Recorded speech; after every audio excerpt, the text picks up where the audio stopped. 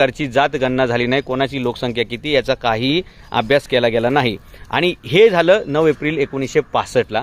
त्याच्यानंतर काय मामला झाला आहे तो महत्त्वाचा आहे। मंडल आयोगाच्या वेळी मंडलपेक्षाही मोठा घोटाळा या महाराष्ट्र राज्यामध्ये आरक्षणाच्या भानगडीमध्ये झाला आणि तो घोटाळा 23 मार्च 1983ला झालेला आहे।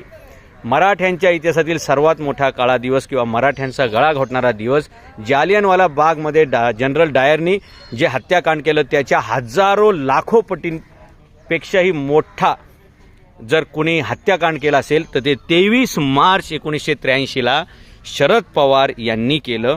आणि शरद पवार हे महाराष्ट्राचे मुख्यमंत्री असताना त्यावेळी त्यांनी डायरेक्टली ओबीसीचं हे जे 11% आरक्षण होतं त्याच्यामध्ये हे लेवा पाटील, लेवा पाटीदार, लेवा कुणबी अशा 3 जाती फक्त एका ओळीच्या शिफारसीनं, एका डेस्क ऑफिसरच्या शिफारसीवरती त्यांनी त्यात ॲड केल्या। ओबीसींचं आरक्षण 11वरनं 14% गेलं होतं, ते त्यांनी शरद पवारांनी डायरेक्टली 14वरून 30% केलं। आणि घटनेची आरक्षणाची जी मर्यादा आहे सुप्रीम कोर्टाने दिलेली 50%पर्यंत आरक्षण नेलं।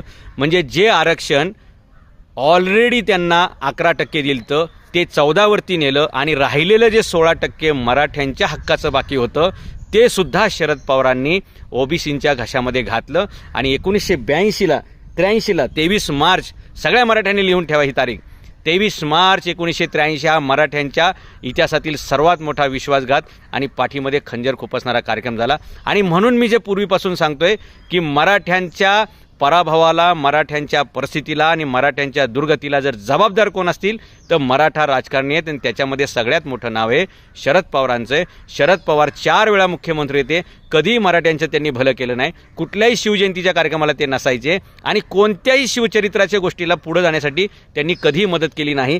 जन्मभर त्यांनी ओबीसीचा दाखला वापरला। त्यांच्या निवडणूक आयोगाच्या कागदपत्रांसमोर तुम्हाला हिंदू माळी, हिंदू धनगर, हिंदू तेली असं काय दिसत नाही, हिंदू पण दिसत नाही, फक्त ओबीसी असं दिसतं मित्रांनो। आणि या माणसाने ओबीसी सर्टिफिकेट स्वतः वापरलं, ओबीसीचे स्वतःमध्ये नोंद केली आणि आयुष्यभर मात्र मराठ्यांना मराठा आहे असं म्हणून फसवलं मित्रांनो।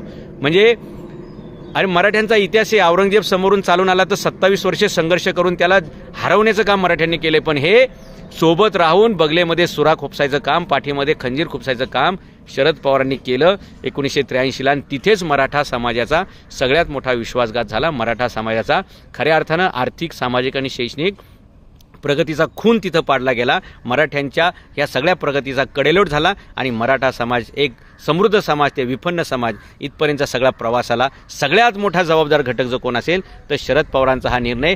जो मराठ्यांच्या वाट्याचं 16% आरक्षण होतं ते सुद्धा त्यांनी या ओबीसींच्या घशामध्ये घातलं। आणि जे पहिलं 11% दिलं तर त्याचीही जनगणना नव्हती, त्याच्यानंतर आणखी जे 4% वाढवलं त्याचीही जनगणना नव्हती आणि कोणतीही जनगणना नाही, कोणत्याही आयोगाची शिफारस नाही, कोणत्याही प्रकारचे कायदेशीर त्याच्यामध्ये बॅकअप नसताना मग एकतर ओबीसींना 100% आरक्षण, 11% लोकसंख्या असताना 10% आरक्षण आणि त्याच्यानंतर डायरेक्ट 14वरनं 16% वाढवून 30% केलं गेलं। म्हणजे जे मराठ्यांच्या हक्कांचं होतं ते मराठ्यांना अजिबात त्यांनी शिल्लक ठेवलं नाही। आणि आता जो वाद उभा राहिलेला आहे तो हाच वाद आहे की मराठ्यांना कुणबीमध्ये घेणं, ओबीसीमध्ये घेणं आणि आरक्षण देणं जे त्यांच्या हक्काचंच आहे।